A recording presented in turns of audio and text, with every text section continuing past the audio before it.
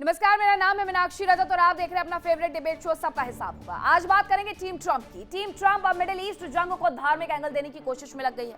राजनीति में जब जमीन खिसकने लगती है तो अक्सर धार्मिक की दुहाई दी जानी शुरू हो जाती है और मिडिल ईस्ट के मैदान में बारूद से ज्यादा शब्दों के गोले दागे जा रहे हैं। ईरान और अमेरिका की जंग में जिसे अब एक खतरनाक मोड़ दिया जा रहा है और उसे ईसाई वर्सेस मुस्लिम बनाया जा रहा है। दरअसल अमेरिका के रक्षा सचिव पीट हेग्सेथ ने आग में घी डालने का काम करते हुए इस युद्ध को सीधे तौर पर जीसस यानी कि ईसा मसीह के नाम पर लड़ा जाने वाला युद्ध करार दे दिया है। हेग्सेथ की बातों से ऐसा लगता है मानो पेंटागन अब कोई सैन्य मुख्यालय नहीं है बल्कि किसी पुराने जमाने के धार्मिक युद्ध या क्रूसेड का केंद्र बन गया हो। मिडिल ईस्ट जंग में हार का डर सताने पर टीम ट्रंप जिस तरीके से धार्मिक एंगल देने में जुटे हुए हैं वो आपको बताते हैं। अमेरिका के रक्षा मंत्री, रक्षा सचिव भी आप उन्हें कह सकते हैं, जिनका नाम पीट हेग्सेथ है, उन्होंने धार्मिक जो बयान दिया है उस पर बवाल मच गया है। ईरान जंग को लेकर के धर्म की रक्षा के लिए किए जा रहे प्रयासों से इसे जोड़ दिया है। सोचिए, एक देश का रक्षा मंत्री, वो भी अमेरिका का रक्षा मंत्री, इस तरीके का बयान दे रहा है। दुष्ट लोगों के खिलाफ हिंसा पर दया दिखाने की कोई आवश्यकता नहीं है, हेग्सेथ का कहना है।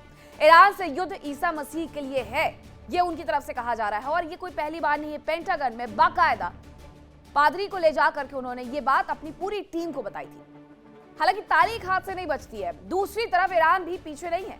वहां के नेतृत्व ने इसे इस्लाम के विरुद्ध युद्ध करार दे दिया है। यानी ये वर्ल्ड वॉर 3 का जो पूरा मैदान सज रहा था वो दरअसल धर्म युद्ध में तब्दील हो गया है। एक तरफ इस्लाम, दूसरी तरफ ईसाई। तेहरान की गलियों में से करबला की जंग बताया जा रहा है ताकि मुस्लिम जगत की सहानुभूति बटोरी जा सके। अब सवाल यह है कि अचानक ये ईश्वर और अल्लाह युद्ध के मैदान में क्यों याद आ गए हैं।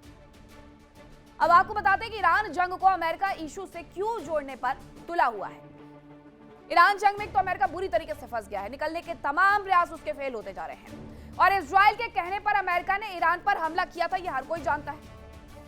अब अमेरिका युद्ध से बाहर नहीं निकल पा रहा है और ट्रंप ने जंग शुरू करने के लिए हेग्सेथ को जिम्मेदार ठहराया था। एक मंच पर, भरे मंच पर यह जिम्मेदार ठहराया था कि हेग्सेथ वो पहले व्यक्ति थे जिन्होंने कहा था लेट्स डू इट। ऐसे में हेग्सेथ की कुर्सी भी खतरे में बताई जा रही है और वहां का तो इतिहास है, जब जब अमेरिका जंग नहीं जीता है तब तक वहां पर रक्षा मंत्री को अपनी कुर्सी गंवानी पड़ी है।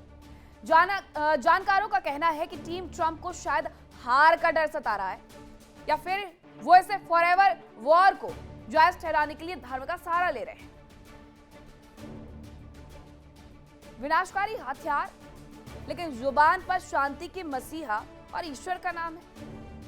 टीम ट्रंप के जिस पीट हेग्सेथ ने इसको धार्मिक रंग देना चाहा है उसको लेकर के चौंकाने वाला खुलासा हुआ है और यह खुलासा हेग्सेथ के टैटू से हुआ है। क्यों हुआ है, कैसे हुआ है, जरा ये हेग्सेथ है, इनकी तरह तस्वीर देखिए और फिर इनकी बॉडी पर बने हुए ये तमाम टैटू देखिए। ये आपको पहली नजर में टैटू जैसे लगेंगे, लेकिन ये जो सीने पर एक बड़ा क्रॉस देख रहे हैं और उसके चारों कोनों पर भी छोटे छोटे क्रॉस बने हुए हैं, दरअसल ये 11वीं सदी के क्रूसेड्स धर्म युद्ध का प्रतीक है। ये अब जब शरीर पर ही इस तरीके से टैटू लेकर के जो व्यक्ति चल रहा है उसकी सोच क्या होगी वो आप समझ जाए। उनकी बाह पर लिखा है ईश्वर की यही इच्छा है। ये एक टैटू और उन्होंने करवाया हुआ है, ये जो आप देख रहे हैं। ये पहले धर्म युद्ध का युद्ध घोष था कि ईश्वर की यही इच्छा है और यही उन्होंने अपने हाथ पर गुदवाया हुआ है, तलवार और क्रॉस। ये बाइबल की एक आयत को दर्शाता है जिसका अर्थ मैं शांति नहीं तलवार लाने आया हूं। जिस व्यक्ति का पूरा शरीर ये गवाही दे रहा है कि वो सिर्फ और सिर्फ युद्ध में बिलीव करता है और उस युद्ध को धर्म युद्ध समझ करके लड़ता है, तो आप समझिए कि ये युद्ध कितना खतरनाक स्थिति में पीट हेग्सेथ की तरफ से पहुंचाया गया है, जैसा राष्ट्रपति ट्रंप की तरफ से कहा भी गया था। हार सामने देख करके जब सियासतदानों के पास ठोस तर्क खत्म हो जाते हैं तो वे धर्म की आड़ लेने लगते हैं। लेकिन याद रखिएगा, गोलियां किसी का मजहब नहीं पूछती हैं और क्या ये दुनिया एक नए और भयावह धर्म युद्ध की तरफ बढ़ रही है। आज इसी मुद्दे पर डिबेट के लिए हमारे साथ खास पैनल जुड़ा है, उनसे रूबरू करवाऊंगी, लेकिन उसके पहले एक रिपोर्ट दिखाती हूँ।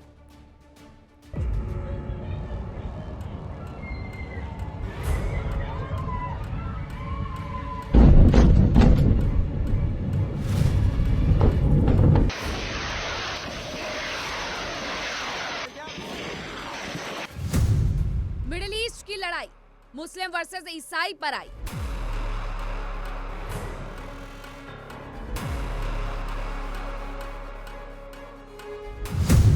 ईरान पर धावा, ईसा मसीह के जिंदा हो जाने का दावा।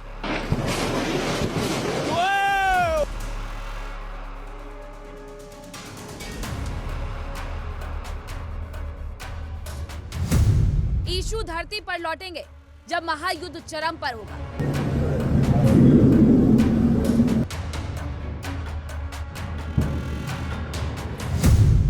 ईरान के इस्लामिक युद्ध नीति, साथ देंगे मुस्लिम कंट्री।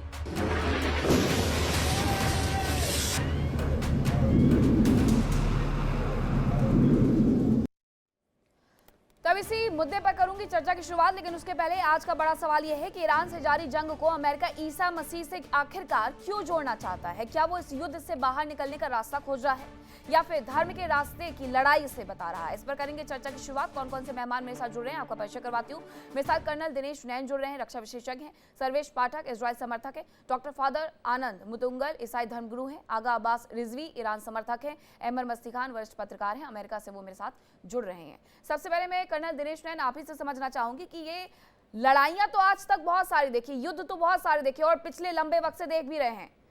अजरबैजान अर्मेनिया का युद्ध रहा हो, उसके बाद रशिया यूक्रेन की वॉर रही हो या फिर ये, लेकिन इसे धर्म युद्ध की तरह लड़ना, ये क्या युद्ध की नीति है? देखिए, जिस प्रकार से अमेरिका के अंदर हम देख रहे हैं कि जो लोकल जो रिस्पांस डोनाल्ड ट्रंप के लिए आ रहा है, तो ये बेसिकली अपने लोकल पब्लिक के लिए उसने ये एक शगुफा खेला है। यही सेम चीज नाइजीरिया के साथ में किया गया था।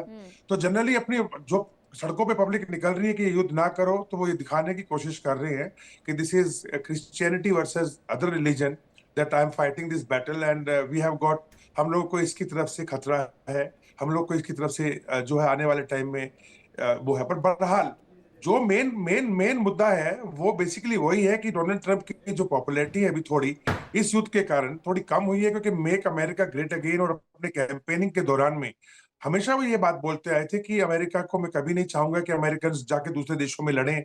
और उन्होंने किया भी कुछ ऐसा कि आने के बाद में कई जगहों से अपनी सेनाओं को वापस लिया और कोशिश की कि वो दिखाए कि भाई डोनाल्ड ट्रंप पीस के लिए काम कर रहे हैं, युद्ध के लिए काम नहीं कर रहे हैं।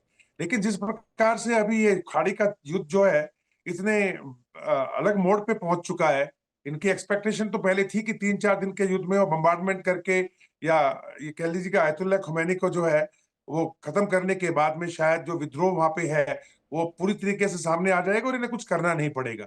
लेकिन जिस प्रकार से आयतुल्लाह खुमैनी ने उस टाइम पर इनके शुरुआत के दिनों के अंदर जब इन्होंने ये विद्रोह स्टार्ट करने की कोशिश की, बसीज फोर्स को इस्तेमाल करके 1 लाख के करीब नागरिकों को जो उन्होंने एक तरीके से कह लिया कत्लेआम किया गया वहां पे, तो पब्लिक में इतना डर बैठ गया। हालांकि 50% जो ईरानियन पब्लिक है वो इस रेजिम को पसंद नहीं करती है, 20% के करीब इनके पास में पॉपुलैरिटी थी जो आयतुल्लाह की जो रेजिम है उसके लिए। लेकिन इसके पश्चात में जो डर बैठाया गया तो अमेरिका का वो प्लान थोड़ा धरा का धरा रह गया। और उसके बाद में इनके मेन मुद्दे तो थे ही कि हथियार जो इन्होंने, खासकर जो इनकी मिसाइल्स हैं, इनके ड्रोन्स हैं, जिस प्रकार से इन्होंने उनको डेवलप कर लिया है और जो जिस प्रकार से वो जो तहस नहस मचा रहे हैं ना सिर्फ इजराइल के अंदर बल्कि खाड़ी क्षेत्रों में भी, और यहाँ तक कि डियोगार्सिया के ऊपर भी अपनी एक रेंज दिखाने की कोशिश की जिससे कि पूरा यूरोप भी गैडे में आ जाता है, इनके लपेट में आ जाएगा। तो उसको सबको देखते हुए तो ये एम था कि इसको खत्म किया जाए, इनको मिसाइल प्रोग्राम पे कैप किया जाए। दूसरा था कि जो इनके पास में यूरेनियम है, तो डेफिनेटली जो गलती अमेरिका ने 2015 में की थी ओबामा के टाइम पे कि जो P+5 की जो जॉइंट कॉम्प्रिहेंसिव ट्रीटी हुई थी उसके अंदर पहले से ही क्लॉज, उसमें देखा जाए मीनाक्षी तो फ्लॉ था। 22 या 24 दिन का एक क्लॉज डाला हुआ था कि 24 दिन पहले IAEA की टीम या कोई भी टीम जो इंस्पेक्शन करना चाहती है ईरान की, वो उनको एक इत्तला करेगी, अल्टीमेटम देगी और फिर आएंगे। तो लाजिम सी बात है इन लोगों ने धीरे धीरे करके 3% के बजाय ये लोग 60% पे जाके पहुंच गए, जो कि डेफिनेटली शो करता है कि एटम फतवा कोई भी जारी किया हुआ आयतुल्लाह खुमैनी ने, लेकिन ग्राउंड के ऊपर जो 60% है वो ये शो करता है कि इनका इरादा पूरा नेक नहीं था, 100% था। तो ये खतरा तो है ही।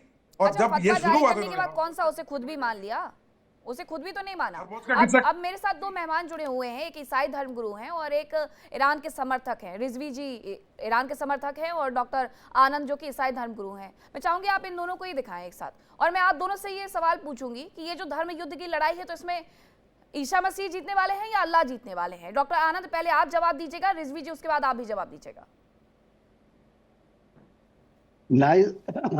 ना इस लड़ाई में अल्लाह जीते, ना इसमें इस लड़ाई में यीशु जीतेगा। देखिए इंडिया डेली 24/7 अब आपके स्मार्ट टीवी पर। इंडिया डेली मौजूद है सभी डिजिटल प्लेटफॉर्म पर लाइव और लगातार। इंडिया डेली 24/7 हर दिन राष्ट्र को समर्पित।